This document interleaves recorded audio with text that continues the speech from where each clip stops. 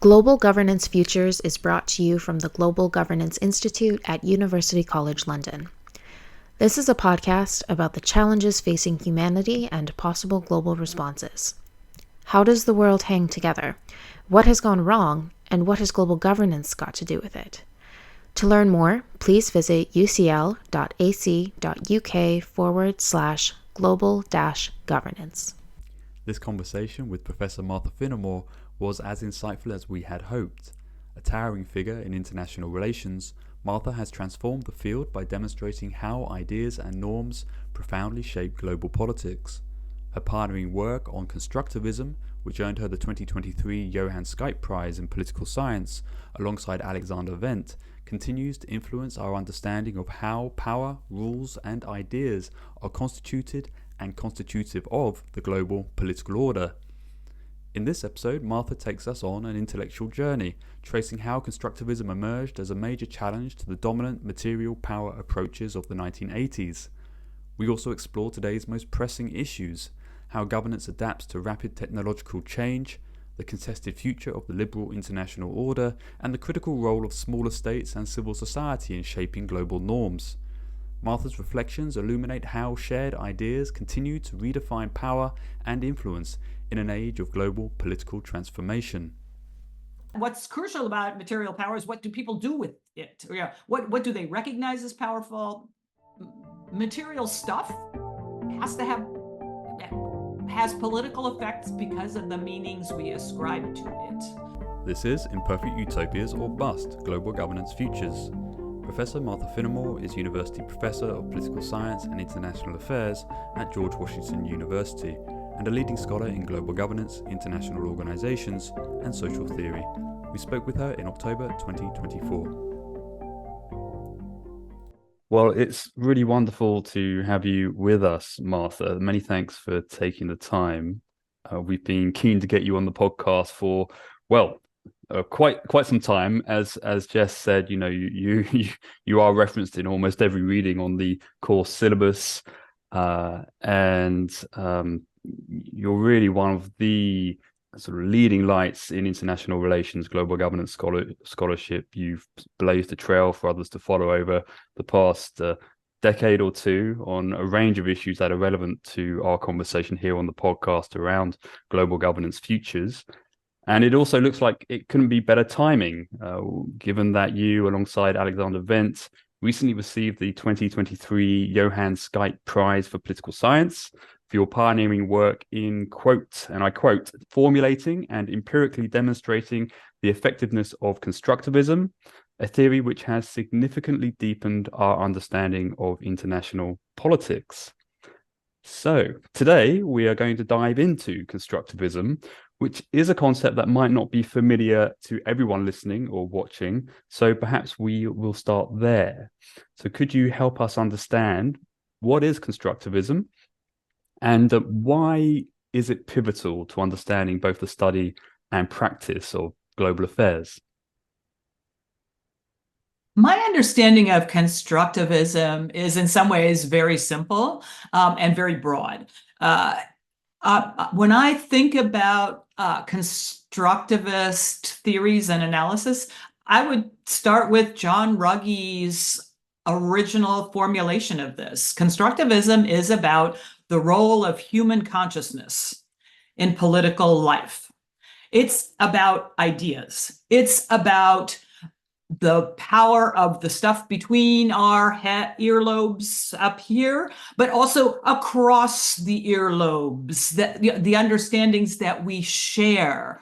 And that might sound like sort of a silly nonsense place to start, because you'd say, scratch your head and say, doesn't all politics have to do with ideas? Of course, all politics has to do with ideas. But if you look at the way IR theory, international relations theory, was structured and taught in the academy in the 70s, 80s, and 90s, it did not attend to any of these things. It was all about material power. And the fancy term for this, they had a materialist ontology, if you really groove on that kind of stuff.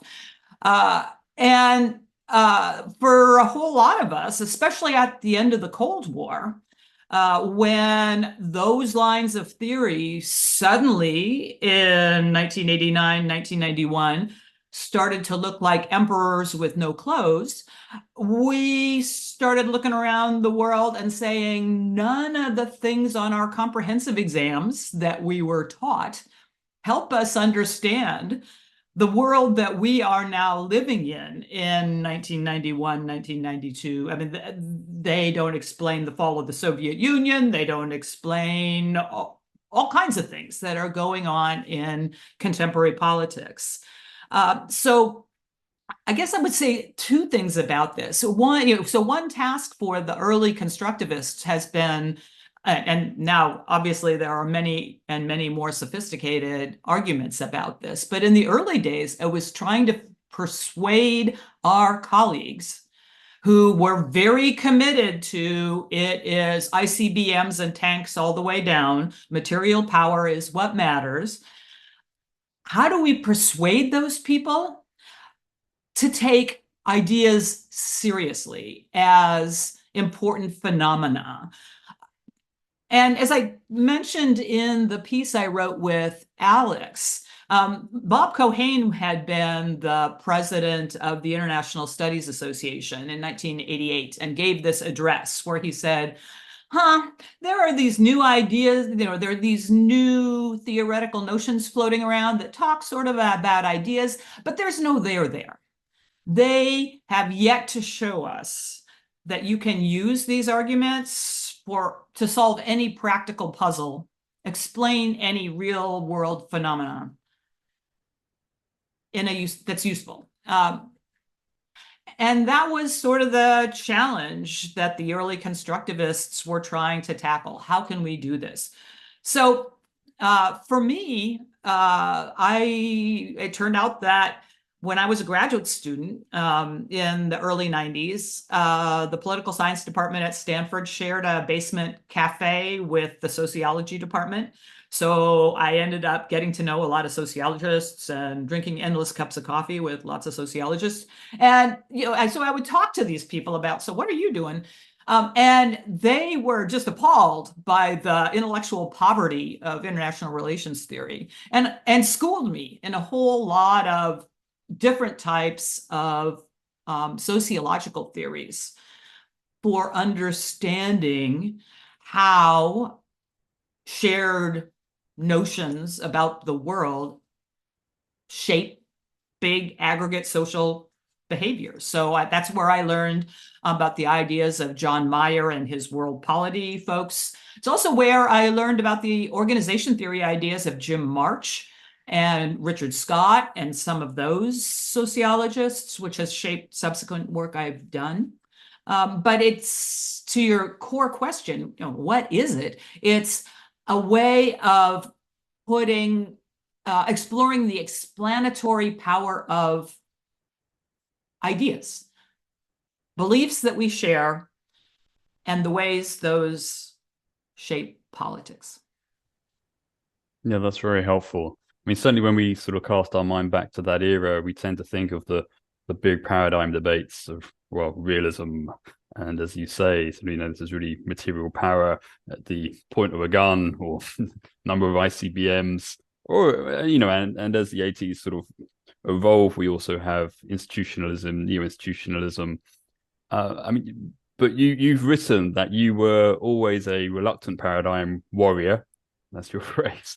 And your concerns are always pragmatic, focused on making sense of, quote, the weirdness of the world, which I rather like. I was wondering perhaps if you could just reflect a little bit on how pragmatism shaped your early academic trajectory, because I also understand that you did have a background in the policy world where politics, I would imagine, was often very different from the academic theories that you then encountered in grad school. Well, but you put your finger exactly on my starting point. I had been working on Capitol Hill before I started graduate school. So and before that, I had worked on political campaigns, doing the yard signs and the bumper stickers and all that, and hanging out in the labor union halls, eating more donuts than was good for me. what was odd to me was I applied for and got accepted into this very nice Stanford PhD program, and go to International Relations Theory 101 on the first week of classes. And the way they're talking about politics has nothing to do with anything I had spent the last 6 or 8 years of my life encountering. They were, to take it to more other pieces of your question, for example, they simply assumed governments knew what they want. Like there's a national interest out there, and that's a meaningful thing to talk about. And you can root an analysis in some unproblematic, oh yeah, sure, everybody knows the US interest is X. Well, if you don't have to spend very much time on Capitol Hill to figure out, no, all the politics is precisely about what the heck are we going to do and what is our national interest. I mean, that is so much more central to at least American politics as I had experienced it inside the American system than any of this abstracted, oh, let's just assume they want X. No, Americans, if I wandered around Capitol Hill and said, what's the national interest? Boy, you would get so many different answers, and mostly you would get blank stares like that people wouldn't even know what you're asking them. So in that sense, I found my policy work very helpful. So part of the weirdness I was trying to understand too was the weirdness of the academy. Like university scholarly life was just weird. I was getting taught stuff that made no sense to me, which is which at the time was terrifying, right? If you're a graduate student and like the princes, they were all princes. There were no, I had no, they were all men, were pontificating at you about this is how we understand international relations. To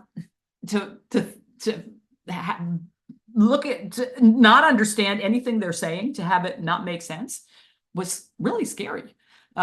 So I spent a lot of time muddling through. So you could think constructivism was sort of a self-defense mechanism. Like you can't beat something with nothing. So if they're wrong, what's right is the challenge. And if you, a very wise Stanford professor in my first year once, I remember him once saying this, the thing that keeps senior scholars honest is they know there is a graduate student out there with their name on it who's coming after them to show they are wrong. That's what keeps us all honest in this business. And I think that's how you make your name as a graduate student, is you're showing that there is more yet to say, and the old farts have not, excuse me, the old people have not all explained everything. I think it was Max Planck who, perhaps rather cynically, said science advances one funeral at a time. We have to try and do a bit better than that. I'm not interested in anybody dying particularly, but yeah. I mean, there is still this sense sometimes in some debates within IR that there is nothing new under the sun. But, I think this conversation somewhat reminds me also of a conversation we had not too long ago with Deborah Ovant and her work around private military actors. And I'm curious to ask then, I mean, what do you feel was really the breakthrough moment for constructivism in terms of really demonstrating its relevance for understanding, say, the challenges of the 90s, and we might update that to today. I mean, the challenges that we confront in terms of resurgent geopolitical tensions, identity politics and nationalism, the so-called polycrisis. Perhaps you could just flesh that out a little bit for us. I can think of at least two different ways to take that question. One would be what's going on inside academic international relations, and the other is what's going on inside the world. And those are less connected than a person might think. Inside international relations, it's not maybe people dying in Max Planck, but there is a generational component to this. So when I did my PhD dissertation, all of the people in that Culture of National Security book that Katzenstein organized, except for Katzenstein, nobody else, most of us were untenured. A bunch of us were graduate students. We just wanted a job. And then we wanted to get tenure having a job, and it was not clear you were going to get it, because the gatekeepers in the discipline can just shut you down. And they often have tried to do that. Alex has been on the receiving end of more of this behavior, probably. Well, I don't know. You don't know when you've been gatekept, I think. But it took a long time. It took more than a decade. I would say 15 years for this to start showing up as acceptable in the academic mainstream. And one piece of that made a difference in my life was these William and Mary surveys that started being done in the 2000s, where they polled international relations scholars and said, what paradigms do you use? What do you find useful? What kind of work are you reading? And constructivists started doing really well on those. And this was important because I needed to establish, like with my dean, that what I was doing was valuable. And this was external validation for some of that work. What I noticed in the real world was that starting in the around in the late 2000s, early 2010s, I started getting calls from policy people and think tanks saying they are interested in norms. And so they would say, we need norms for our problem, whatever our problem is. Can you help us find norms? Like, I have them in my back pocket and I'm just going to whip them out, But that was super interesting. The diversity of policy people in Washington. Since I'm in Washington, you run into these people at parties, on the street, with whom constructivist arguments resonated. A lot of people in the policy world were interested in constructing norms as a tool for organizing collective political behavior in the space they were working in. I get calls from the Pentagon on all kinds of things. Calls from the Pentagon about, we need norms around space debris and space junk. How do we keep people from littering in space? Somebody from a think tank collared me and said in the late 2000s and said, we need norms around cybersecurity. She was very effective. She said, look, you've been talking about this norm stuff for 15 years. Time to put up or shut up. Help us. We need you, help us craft norms for behavior in cyberspace, which was emerging as a major concern in the late 2000s and early 2010s. And I actually then spent, the last 10 or 15 years hanging out with those guys. And it's super interesting. How you actually do this is hard. But the policy people have much less trouble understanding, like, what's a norm and what does it do, than some of the old guard IR people, which is an interesting phenomenon. Great, thank you. I'm finding it really interesting what you're saying there, about how all of these norms are kind of found in these like very complex spaces, such as cybersecurity, that are also so fast evolving.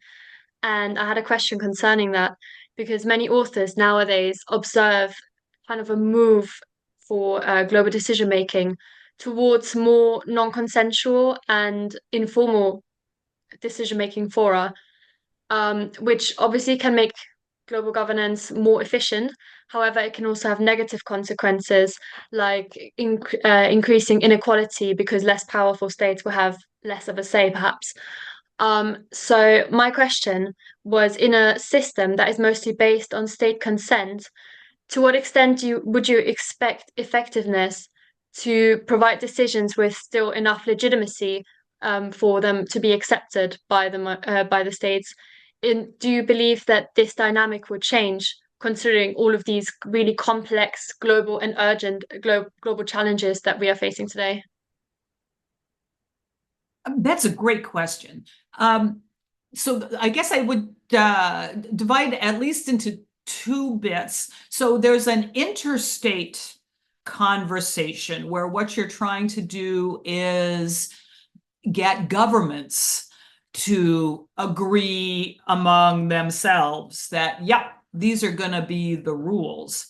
There's another conversation that's happening in civil society, transnational civil society, where they have strong opinions about what they think the rules ought to be. They are often very impatient with governments. They're often trying to do end runs around governments. And I think these social construction processes can be useful for both groups. You know, who wins out is an empirical question. It could be, it rolls different ways in different spaces.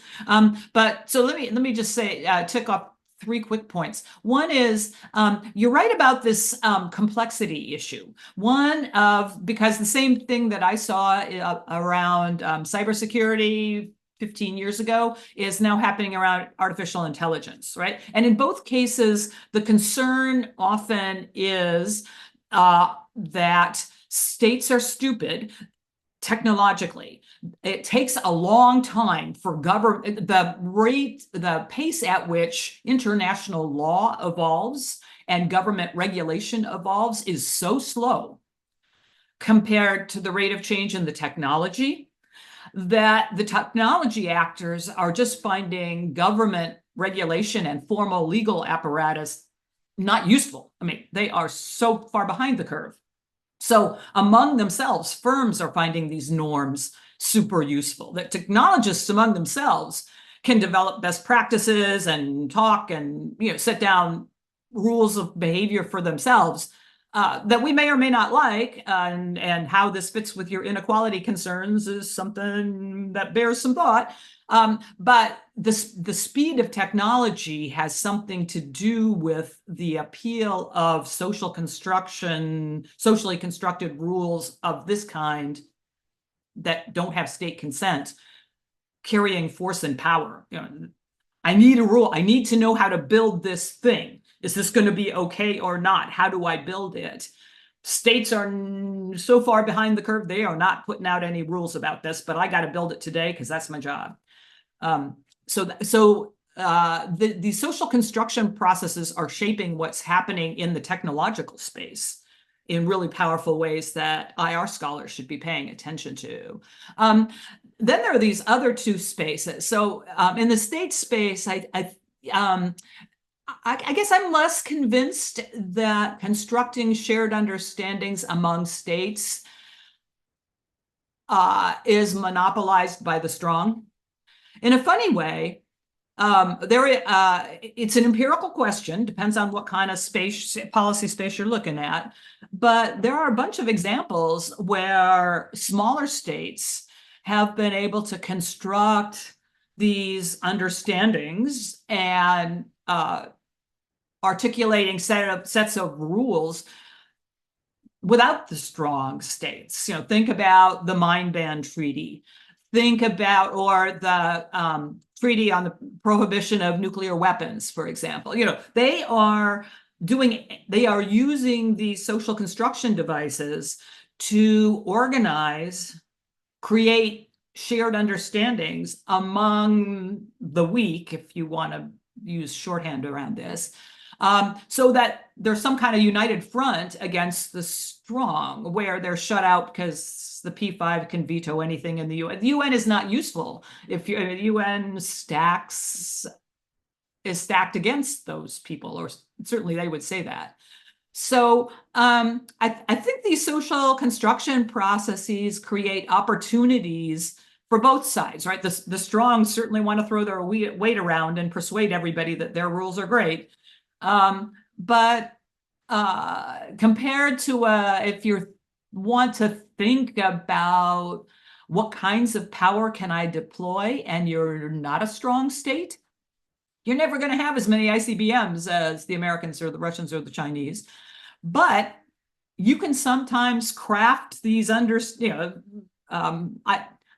are free, right? I mean, we can dream, if we can sell a vision of good policy rules to others, it's an opportunity to get some traction. There's a whole weapons of the week conversation that goes on in this space. Well, that could be a big rabbit hole if we want to go down it. But civil society, for this exactly the same reason, civil society has been super active, using social construction tools to try to construct new rights, for example. What's a right? It's a social construction. Rights only exist because you and I both agree that that right is a thing, that it's there. And think about all the activists on every issue you want to concern yourself with. They are busily socially constructing the world to persuade us that this, that, and the other right exists out there. And if you think back to 1945, boy, the proliferation of rights is pretty impressive, right? They've been super active and super successful at doing that. And, often they can get states on side who then help them push this along. So it's not a civil society versus states conversation. Often there are partnerships of different kinds to make this go. But what's the process? It's changing people's minds about stuff. It's happening between earlobes and across earlobes in a shared ideational space, such that when I talk about the world of rights with my students, they have trouble wrapping their heads around the idea that certain kinds of rights didn't exist. You have to be you have to be a imaginative historian to cast yourself back to some of these periods, because it's not the life that you're living right now. Does that help at all? Yes, thank you. That is so helpful and really fascinating. Also, what you said about the kind of importance that civil society plays in global decision making nowadays.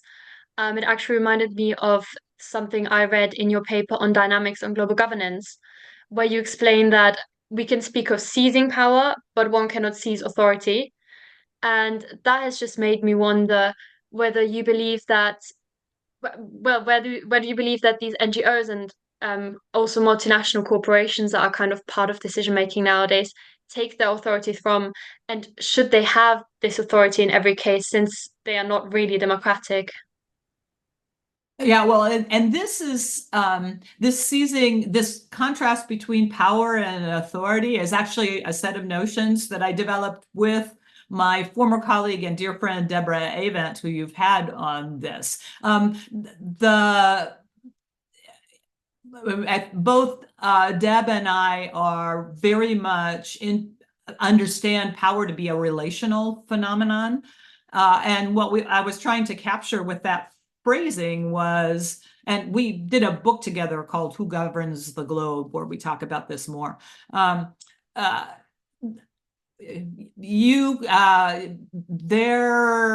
Authority has a consensual piece of this, right? So if you're a parent, you know this. Right? You can exercise power, but you don't have any authority if people withhold it from you.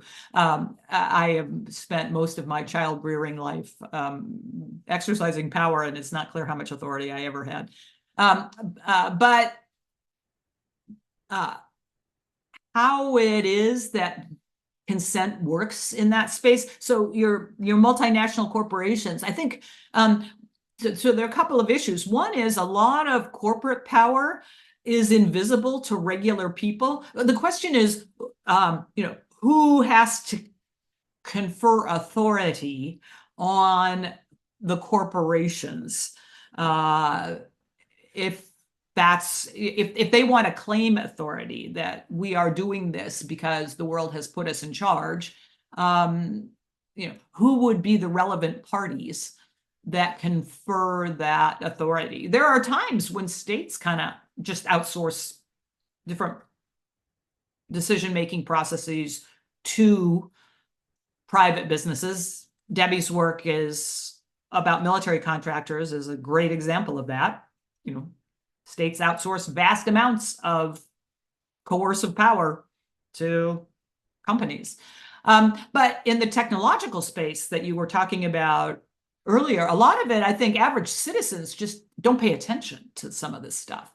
So I'm not sure, I'd have to think harder about what an authority relationship looks like when one part of this relationship is just not paying any attention, or it's invisible, right? So you have authority, you have power visited upon you, but you don't even think when you open your iPhone that, oh, Apple is coercing me to use this app, to use that app, to do all these things that Apple has baked into the technology. You just think I'm pushing buttons. It's not like you feel like you made a choice about anything. And that's the more interesting and stealthy kind of power that I would find super interesting. I mean, there's so much to be interested about with these big corporations, but the stealthiness of it and the fact that we just buy in is a super interesting political dynamic to me. That's great. Yeah. And, one of the debates which has been occurring over the last few years is just what is the value added of global governance as a concept, as a framework of analysis? And many would argue that it is actually making visible, making legible these other ways in which power and authority operate in global politics, networked power, all of the sort of NGO activism and so on. And one of the things we've been doing on the podcast is having a bit more of a, shall we say, self-reflexive, critical conversation about what is the value of global governance as a framework. Indeed, I'm currently involved in a project which is looking at planetary governance and how might we constitute the political within the ontology of the planetary as opposed to the global. And I'm curious to ask, Martha, you wrote in a 2014 piece that has mentioned dynamics of global governance, that global governance is a means, not an end. And you suggest that the real question we should be asking is what makes the world hang together, which of course is John Ruggie's famous provocation to the field. So it would be great to get your views. So to what extent do you believe that global governance as a concept has served as an aid or a hindrance in addressing the fundamental questions of IR? I think you summarized it pretty well. A lot of it was the term global governance served to decenter existing academic conversations that were going on in the field. The way world politics was discussed in the 70s and 80s, especially in the 80s, was about systems. There was an international system and systems theory, and there's a whole lot of systems stuff. And again, it was all about anarchy in the system. That's how the uniformity of, Hedley Bull, for example, was pushing back on this. You have more variety in Europe on this than the Americans did. The Americans drank the Kool-Aid, and Ken Waltz was hegemonic in the United States Academy. But that thinking was still very powerful. You can see it all across IR in the 80s. And global governance was, I guess the way I understand a lot of these terms and frameworks is, what do they do in opposition in the context in which they arose? So, our initial conversation was, why does constructivism look the way it does? It looks the way it does because of the context in which it arose. Why does global governance look the way it does? It's reacting to and trying to find intellectual space within this earlier conversation, Ken Waltz style conversation, which was not concerned about international governing at all, and certainly was not concerned with shared problem solving at all. If there was problem solving going on, it was done by hegemonic powers who visited their preferred solutions on everybody else. That was the way we as a profession understood world politics. So the global governance language and the theoretical toolkit, which is pretty diverse. There's an awful lot of different kind of theoretical arguments that attach themselves to that language, is all pushing. I think what it has, it's diverse, but what it has in common is it's pushing back against this notion that governance only happens when hegemons do it, and that there are other modalities, other processes, other relationships that have that governing process and that governing outcome, that explain why we act the way we do around certain kinds of global challenges. Is that helpful at all? I'm not sure if I'm getting at what you want. It definitely is. And it raises another question, which I'm really keen to ask. Hegemonic thinking is still alive and well, as you know. Yeah. And the earlier sort of account you gave of how receptive people were on Capitol Hill, I think you said, can you help us find norms? I want to anticipate perhaps a potential critique. I have in mind Philip Cunliffe, actually, who recently was on the podcast. And he argues that constructivism, with its emphasis on ideational change, on norm diffusion, overlooks the structural realities of US unipolar power, and it effectively legitimizes the status quo rather than challenging it. So how would you respond to that sort of critique that constructivism has flourished precisely because it's compatible with the existing liberal international order? Oh, well, I understand constructivism as in the piece we laid this out in the piece that Alex and I wrote that I sent you before the podcast. And I laid this out in the National Interests book as well. I don't understand constructivism as having any. It's not political content. It is not a theory of politics. For me, this is a theory that arises out of sociology. In fact, my sociology friends just roll their eyes and say it is sociology. So why are we even here?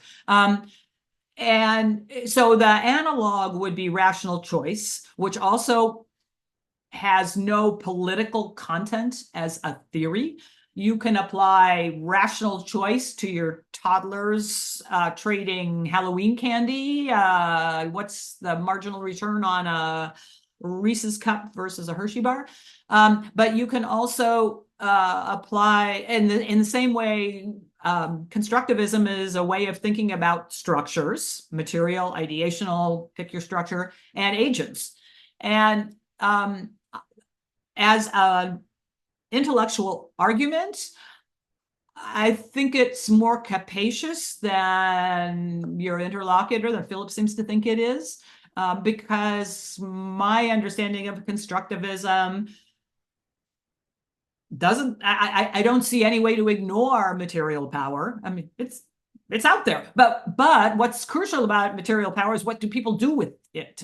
What do they recognize as powerful? Where do you, if it's just bombs, like where do you drop them? What's the social interaction around dropping them? Do the people who they get dropped on understand, is your intent and their reaction the same thing?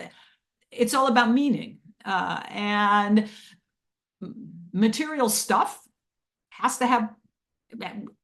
political effects because of the meanings we ascribe to it.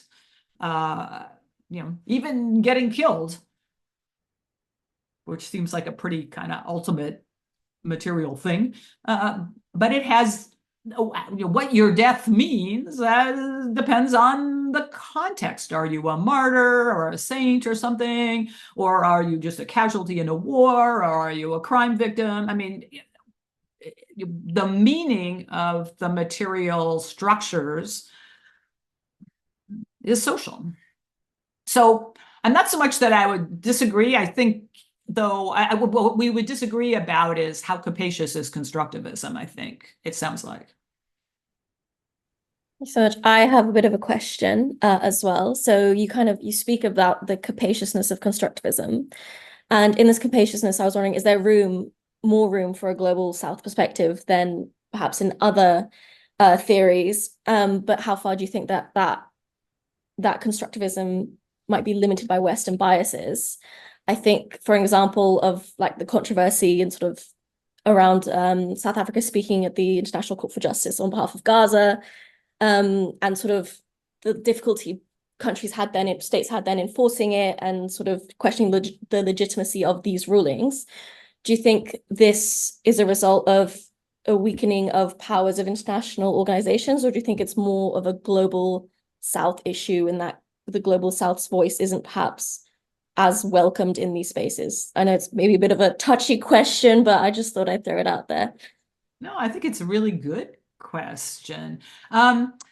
Again, for constructivism as an analytic tool, I think constructivism is really agnostic about the normative questions that you're raising about could, should, would the global South be able to use this effectively. So as an analytic tool, I think it gives me ways to think about the political problems you just described that would simply not be interesting to a realist. They would just look at this and say, like, this is all window dressing. Nobody cares about what the ICJ does anyway, and this is all blah, blah, blah, blah. I think constructivists would take it much more seriously, in part because things like this South Africa suit at the ICJ is part of a evolving set of global understandings and contestation around what are the rules of warfare, of genocide, of, how do we know a genocide when we see it? Are we ever going to impose consequences? What does the Genocide Convention actually allow, not allow? Yeah, I mean, the history on this, when my students look at this case, their first question is like, what business of this is this of South Africa's? And the notion to them that, oh, there's this 1948 treaty that declared genocide as everybody's business. Ergo, South Africa has standing. Jessica can correct me. I'm probably getting the law here wrong on this, but loosely, I understand this to be that Jessica you can bring South Africa has standing under the Genocide Convention to bring this suit. And the reason the Genocide Convention is written that way back in the 40s was that genocide was supposed to be preventing genocide was supposed to be everybody's business. So fast forward 60, 80 years, and suddenly we have South Africa bringing this case for political reasons of its own. I mean, I think they aspire to be a leading voice of the global South, and there's a lot of sort of predictable politics around this. But the fact that these challenges are made and made in international bodies, and that other countries have to respond to these challenges, you can say that's irrelevant, they're going to lose, not going to change anything in Israel. Yeah, you can't run the counterfactual and know that it doesn't make any difference. I mean, I think in aggregate, having platforms that provide voice, legitimate voice, I mean, being able to nest the accusations in a treaty that everybody has signed, the Genocide Convention, lends weight to the South African accusations and makes them more influential than they would than just South Africa standing in the back of the room waving their hands saying, "You're bad, Israel, don't do that thing." I think it structures the conversation in a different kind of way, and it forces puts the Israelis on the back foot in a way that, will it change outcomes in the short run? I don't know. Does the accumulation of those kinds of platforms and the way global South states use them to challenge stronger states, I would say it gives the global South more voice than they would have had in the 1930s, for example. I mean, if your question is about more voice, more power versus less, the question is, what's the baseline? What are we judging from? I would say if you're a global South person, you want more platforms, not less, from which to launch very public challenges to the powerful. At least if I were a global South person, that's sure what I would want. I understand that there's a response, which is, no, it's all just window dressing. That's not going to change anything Israel or the United States does. We can go around that, but after a while, I think it matters in the legitimization, and the Israelis and the Americans know it.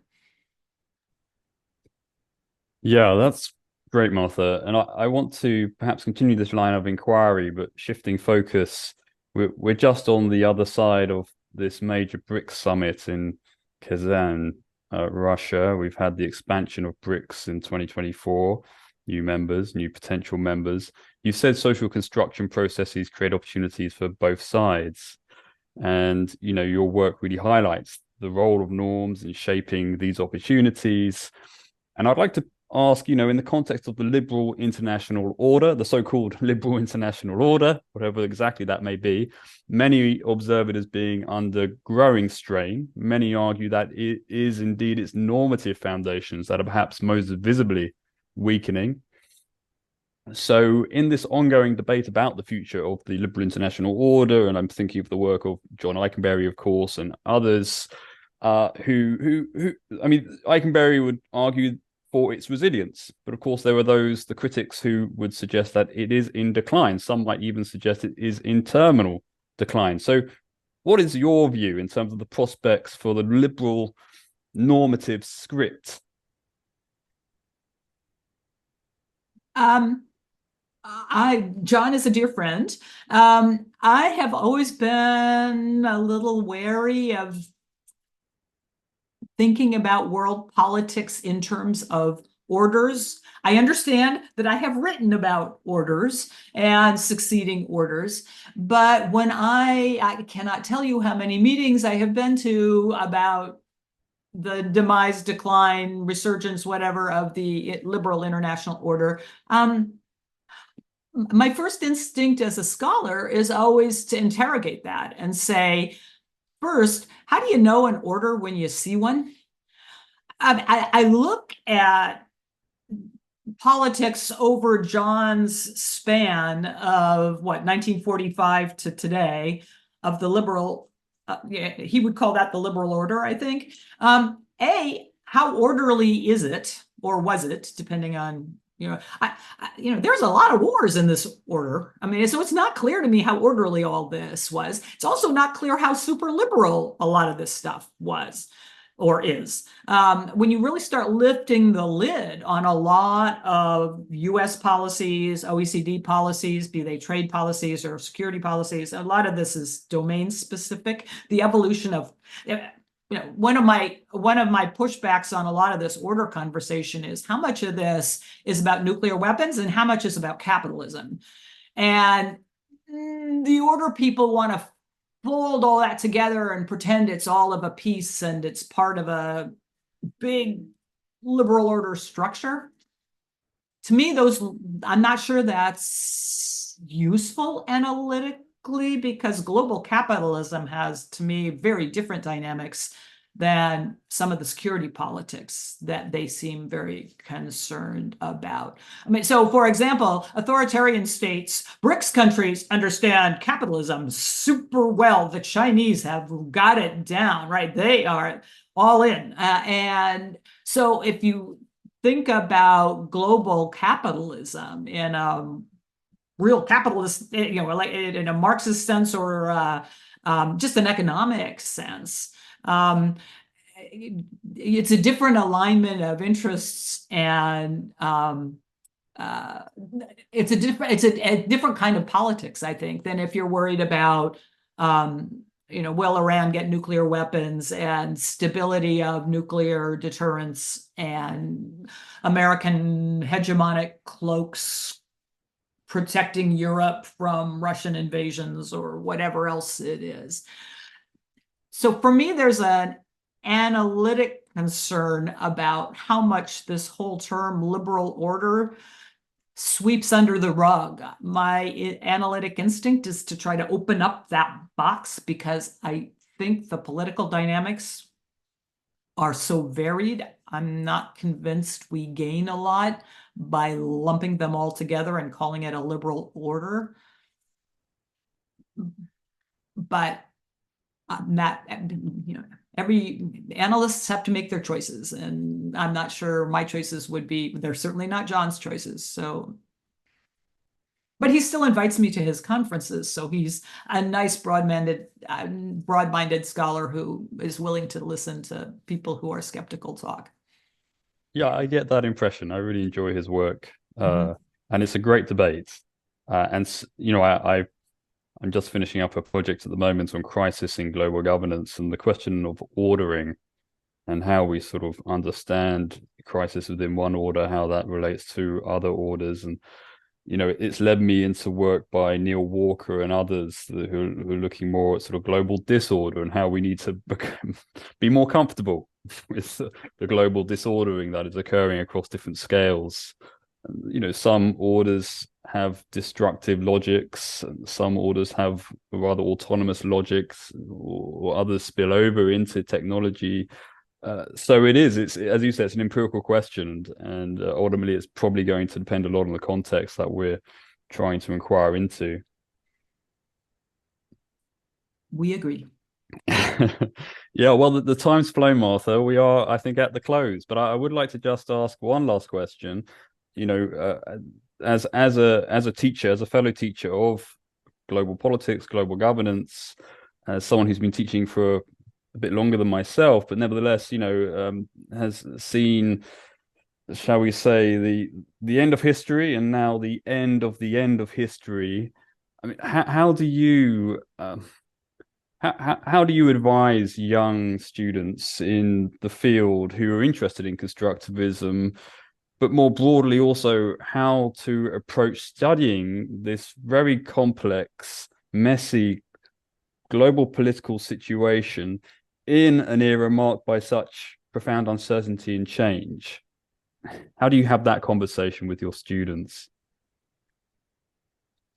I think, so one thing that worries me about when students wander into my office is a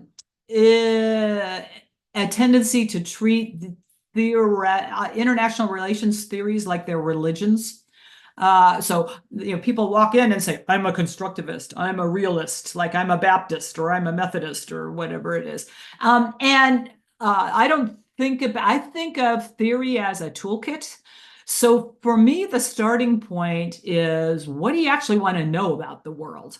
What do you see in the world that is making you scratch your head and say, I want to spend a couple years of my life studying this thing that I'm looking at. Then depending on what that thing is, you talk through, first of all, why are you puzzled about this? What are the possible explanations that might be out there about this? Can we line them up? Are any of them researchable? Are they tractable? But trying to figure out what you think is weird in the world is step one. And there is so much weirdness out there. I mean, you sent me questions about populism. You raised questions about the decline of democracy as a default norm, perhaps. Back in the 90s, we thought that democracy was a basic human right. Do we think that? Who's we? Who thinks that? What kind of politics does that generate?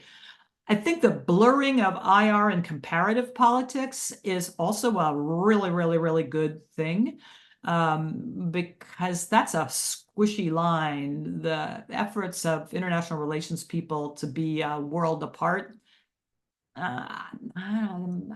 there's so much we don't know enough international relations. We need a lot of friends. So cultivating friends in other parts of political science, but also other disciplines, economics, sociology, psychology, whatever interests you, law, makes us smarter, I think, because the weirdness of the world is hard. You need friends to figure that out. That might be a great title for the podcast. We need a temple of high weirdness in IR. There we go.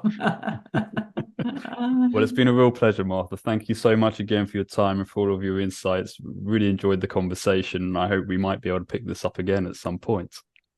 It's a pleasure to meet all of you, and thanks so much for the opportunity. Thanks for tuning in to Imperfect Utopias or Bust, Global Governance Futures. If you liked this content, please do leave us a comment and subscribe. If you're new to the show and you want to get a list of our favorite books, other resources, listen to past shows, and to join our community, go to ucl.ac.uk/global-governance.